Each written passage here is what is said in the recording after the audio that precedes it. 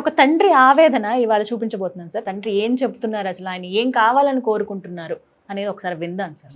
కొడుకు సక్సెస్ అయ్యాడని తండ్రి ఆనందపడాలి, కానీ అదే సక్సెస్ తండ్రిని ఒంటరిగా చేస్తే ఆ తండ్రి ఏం చేయాలి?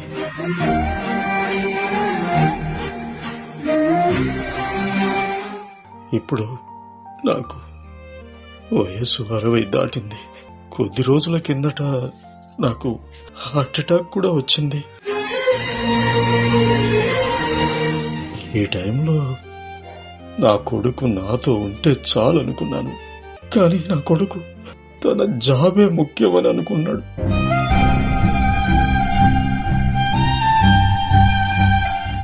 నేను ఈ పరిస్థితిలో ఉన్నప్పుడు నా కొడుకు నాతో ఉండాలని కోరుకోవడం తప్పా చెప్పండి?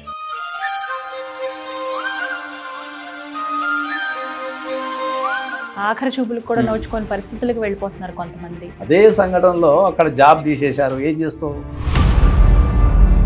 సడన్గా అమెరికన్ గవర్నమెంట్ ఇప్పటి నుంచి దేశంలో ఎవరు ఉండడానికి లేదంటావు, ఏం చేస్తావు? జీవితం అంటే ఫారిన్లో సెటిల్ కావడం ఎవరు నేర్పారు? అంటే ఏదో కష్టం వచ్చినప్పుడు రావాలనే ఒక ఆలోచన అయితే ఉండాలి కదా. అది పిల్లలకి కష్టం వచ్చినప్పుడు రావాలంటే ఫస్ట్ జీవితంలో నువ్వు విలువలు నేర్పాలి కదా. చాలా కుటుంబాలలో డబ్బు, కెరియర్ అనేది ఇంపార్టెన్స్ అనే దాన్ని నేర్పుతున్నారు. వాటికి ఇచ్చే విలువ బంధాలకి ఇవ్వడం లేదు. అవన్నీ వదిలేసుకుని వచ్చేయడం అనేది సాధ్యమవుతుందా? ఇప్పుడు మీరు వదిలేసి వచ్చేయమంటారా అని అడిగితే కనుక నేను డెఫినెట్గా వదిలేసి వచ్చామని చెప్పాను. కడుపులో పుట్టిన తల్లిదండ్రులకు చచ్చిపోతే కూడా పిల్లలు రావటం లేదు. పందాల ముంగట ఏదైనా కూడా చిన్నగా.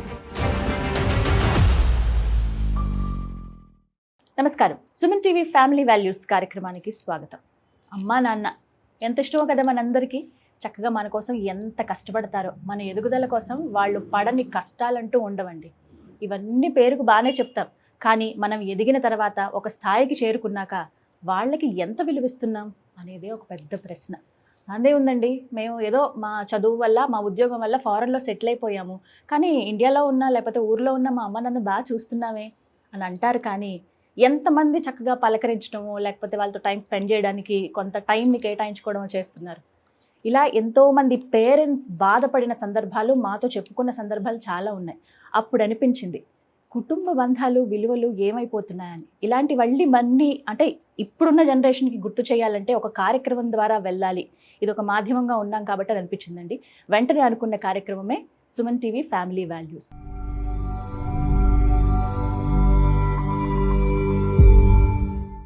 మరి ఇవాల్టి కార్యక్రమంలో ఒక అతిథి మనతో పాటు ఉన్నారు. వారే పూజారి నాగేశ్వరరావు గారు.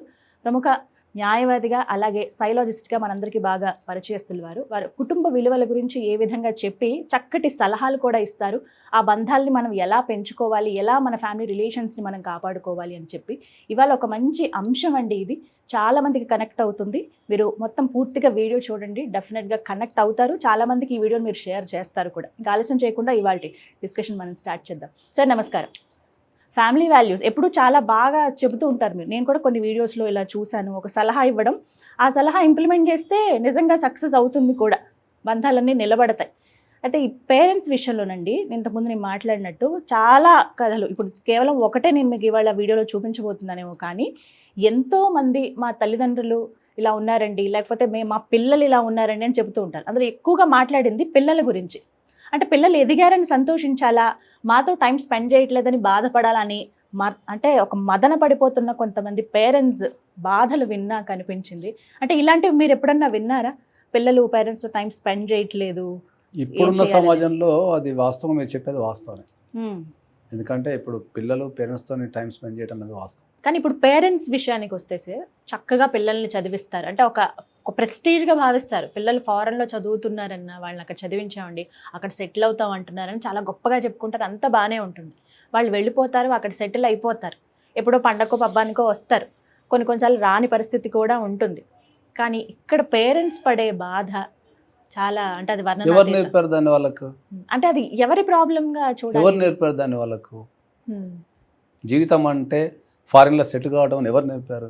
అంటే ఏదో కష్టం వచ్చినప్పుడు రావాలనే ఒక ఆలోచన అయితే ఉండాలి కదా. అది పిల్లలకి కష్టం వచ్చినప్పుడు రావాలంటే ఫస్ట్ జీవితంలో నువ్వు విలువలు నేర్పాలి కదా.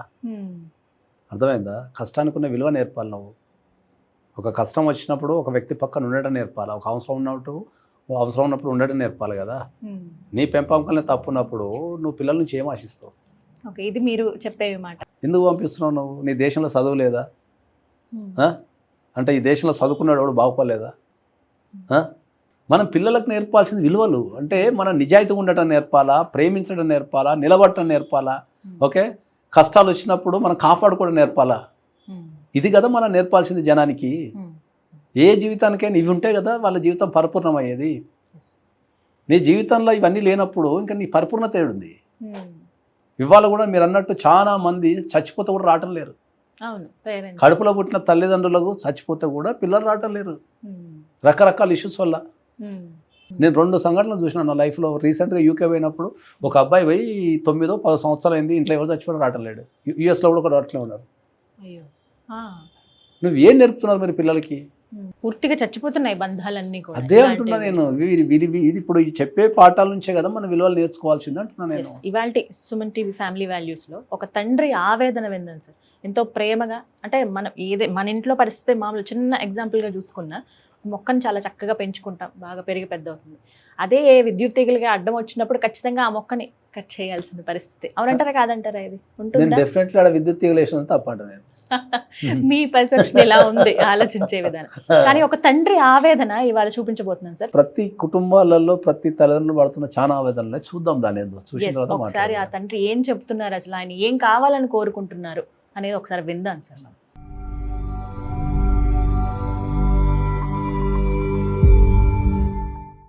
నా పేరు రామేశ్వరరావు. నాకు ఒక్క కొడుకున్నాడు. ఈరోజు నాకు ఒక ప్రశ్న మెదులుతోంది.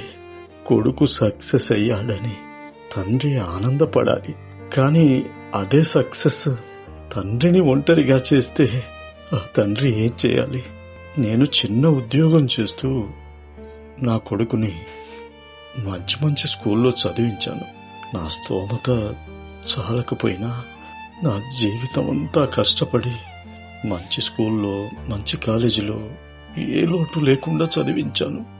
తను మంచి మార్కులు తెచ్చినప్పుడు నాకన్నా అదృష్టవంతుడు ఎవడు లేడనుకున్నాను. తను ఎదుగుతుంటే నా జీవితానికి అదే గెలుపు అనిపించింది. తర్వాత నా కొడుక్కి అమెరికాలో జాబ్ వచ్చింది, అక్కడికి వెళ్ళాడు. ఇప్పుడు అక్కడ వెల్ సెటిల్ అయిపోయాడు అనుకోండి. ఇప్పుడు నాకు వయసు 60 దాటింది. కొద్ది రోజుల కిందట నాకు హార్ట్ అటాక్ కూడా వచ్చింది. నా భార్య హెల్త్ కూడా బాగోలేదు. ఈ టైంలో నాకు డబ్బు అవసరం లేదు, పేరు కూడా అవసరం లేదు. ఈ టైంలో నా కొడుకు నాతో ఉంటే చాలు అనుకున్నాను.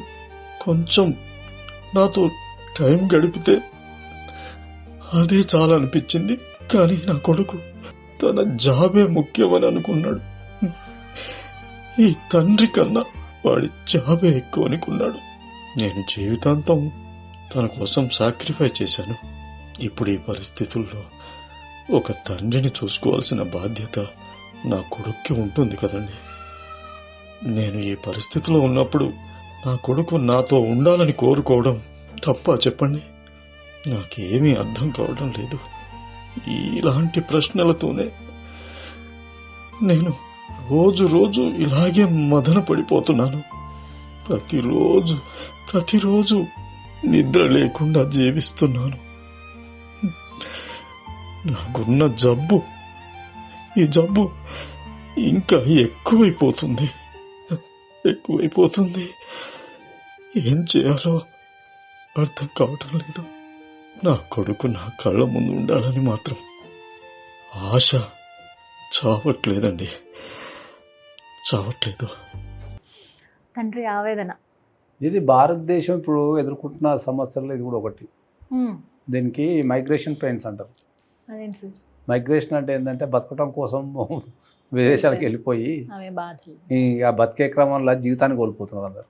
నాకు ఇక్కడ మీ ఒపీనియన్ కావాలనుకుంటున్నాను సార్. ఎందుకంటే ఆయన ఒక ప్రశ్న అన్నాను, ఇది అంటే ఈ స్టేజ్లో ఉన్న నన్ను మా కొడుకు రావాలి, మా దగ్గరికి వచ్చి ఉండాలి, లేకపోతే ఈ స్టేజ్లో నన్ను ఒక్కసారి పలకరించడం, మా దగ్గర ఉండడము, నన్ను చూసుకోవాలి కదా, తన కోసం నేను జీవితాంతం అంత కష్టపడ్డాను, మరి ఈ లాస్ట్ స్టేజ్లో లేకపోతే ఈ వృద్ధాప్యంలో ఉన్న మమ్మల్ని వాళ్ళు చూడాల్సిన బాధ్యత కొడుకుకి ఉంది కదా, ఇది నా తప్ప, నేను అలా కోరుకోవడం అని కూడా మదన పడిపోతున్నారు ఆయన. కోరుకోవడం అనేది 100% తప్పు కాదు.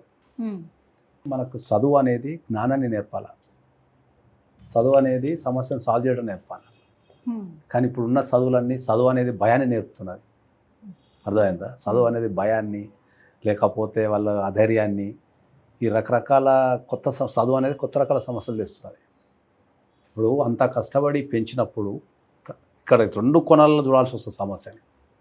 ఒకటి తండ్రి కోణంలో చూడాల్సి వస్తుంది, ఒకటి కొడుకు కోణంలో చూడాల్సి అంటే వస్తుంది. ఎందుకు రాలేకపోతాడు? అంత పెంచిన తండ్రి ఎంత కష్టపడి పెంచాడన్న విషయం ఆయనకి తెలుసు. తండ్రి ఎన్ని కష్టాలు పడి తెలిసినప్పుడు పంపించాడు. తండ్రి కోసం త్యాగం చేయాల్సిన బాధ్యత కొడుకుంటుంది 100%. చాలామంది అదే చెప్తున్నా కదా, చాలామంది జీవితంలో మనకు ఆ సౌకర్యాలు కోల్పోతామేమో, జాబ్ పోద్దేమో అని ఇప్పుడు ఈ కేసులో జాబ్కి ఇంపార్టెన్స్ రావటం లేదని మనం అనుకుందాం. ఒకవేళ అక్కడ జాబ్ వీకేస్తే ఏం చేస్తావు? ఇంత కష్టపడి ప్రయోజనం ఏముంది? ఏం చేస్తావు? జాబ్ వీకేస్తే ఏం చేస్తావు? రేపు మళ్ళీ ఎప్పుడు ఏడికి వస్తావు? లేకపోతే ఇమిగ్రేషన్ రూల్స్ చేంజ్ చేస్తారు. ఇప్పుడు యూకేలో ఇమిగ్రేషన్ రూల్స్ చేంజ్ చేశారు. ఇప్పుడు అక్కడ 50% వచ్చేస్తారు. ఎక్కడన్నా చేసుకోవచ్చు, ఏదైనా బతకచ్చు తల్లిదండ్రుల కదా, దగ్గర ఉండే ఏదైనా బతకచ్చు కదా అని చెప్తున్నా నేను అందరికి చెప్పేది ఏంటంటే నీ దేశాన్ని నువ్వు బాగు చేసుకోకుండా, నీ దేశం మీద నువ్వు ప్రేమ పెంచకుండా, ఓకే, నీ పిల్లలకి నీ దగ్గర పెట్టుకోకుండా, నువ్వు ఎక్కడో పెంచి లేకపోతే వాళ్ళకి అది నేర్పి నువ్వు ఎందుకు బాధపడతావు అని చెప్తాను నేను. బెంగ పెట్టేసుకున్నారు, ఎందుకు బాధపడతావు చెప్తా. భర్తకి ఇద్దరికి ఎట్లా పెట్టుకుంటారు? ఆ ఏజ్ వచ్చిన తర్వాత ఎవరైనా పెట్టుకుంటారు. ఆ ఏజ్లో 60 సంవత్సరాలు దాటిన తర్వాత ప్రతి తల్లిదండ్రి తన పిల్లలు నా దగ్గర ఉండాలని కోరుకోవడం అనేది వెరీ సహజం. అది మరి ఏం చేయాలి? వెరీ సహజం. అది క్రియేట్ చేయగలగాల, దగ్గర పెట్టుకున్నట్టు చేయగలగాల. మైగ్రేషన్ మీద పోయినా కూడా వాళ్ళని మనకు కొంతకాలం దానికి వాళ్ళకు ఒక స్ట్రక్చర్ ఇవ్వాలి మనం దానికి జనరల్గా. Okay, what is the purpose of going migration అనేది. ఎప్పుడు నేను ఎంగేజ్లో లండన్ పోయినా పనిచేస్తానికి ఎట్ ద ఏజ్ ఆఫ్ 21. 2000లో పోయినా నేను. 2000 నుంచి 2007 వరకు ఫారిన్లో పనిచేసిన, యూరోప్ మొత్తం పనిచేసిన ఎంగేజ్లో. తర్వాత అర్థమైపోయిన తర్వాత మొత్తం 3 వరకు ఇండియా వచ్చేసిన. ఇప్పుడు నేను ఎంగేజ్లో పోయినా, నేను అక్కడ మంచి నా జాబ్, సెటిల్డ్ జాబు, మంచి జీతము, మంచి సౌకర్యాలు, నేను ఉండాలనుకుంటకపోతున్నా. ఎంగేజ్లో మళ్ళీ బ్యాక్ వచ్చేసిన, మళ్ళీ ఇక్కడే పెళ్లి చేసుకున్నా, ఇక్కడ పిల్లలే కానీ ఇండియాలోనే ఉంటున్నా నేను. ఇప్పుడు మా మదర్ని మంచిగా చూసుకుంటున్నా. మంచి దాన్ని బ్యాలెన్సింగ్ చేయగలగాలంట నేను. ఆ బ్యాలెన్సింగ్ అనే సిస్టాన్ని మనం ఫ్యామిలీస్లో నేర్పాలా. నేర్పడం వల్ల మన మైగ్రేషన్ వెళ్ళటం అనేది తప్పు కాదు. దేనికి వెళ్తున్నావు, ఎందుకు వెళ్తున్నావు, వాట్ ఈస్ ద పర్పస్. పెంచే విధానంలో నేను అందరికి చెప్తున్నా, చాలా కుటుంబాలలో డబ్బు, కెరియర్ అనేది ఇంపార్టెన్స్ అనేదాన్ని నేర్పుతున్నారు, స్ట్రెస్ గురి చేస్తున్నారు. వాటికి ఇచ్చే విలువ బంధాలకి ఇవ్వటం లేదు. అది నేను చెప్పేది. నువ్వు ఏడాకు పోయినా మళ్ళీ ఇడికే రావాలా, ఎన్నో తిరిగి కుటుంబాన్ని స్ట్రాంగ్ చేసుకుంటే సరిపోద్ది అని చెప్తాను. ఆఖరి చూపులకు కూడా నోచుకొని పరిస్థితులకు వెళ్ళిపోతున్నారు కొంతమంది. నేను అందరికి ఒక విషయం చెప్పగలుగుతా, మన ఎంట్రన్స్ ఎట్లయినా ఉండని, ఫేర్వెల్ మాత్రం గ్రాండ్గా ఉండాలి. ఆ ఫేర్వెల్ అనేది నువ్వు ఎంత గ్రాండ్గా చేసుకుంటావు అనేది నీ జీవితం మీద ఆధారపడిందని చెప్తా. ఫేర్వెల్ అనేది గ్రాండ్గా ఉండాలంటే కుటుంబం అనేది స్ట్రాంగ్ ఉండాలి. ఇద్దరి వెర్షన్లో చూడమన్నారు సార్.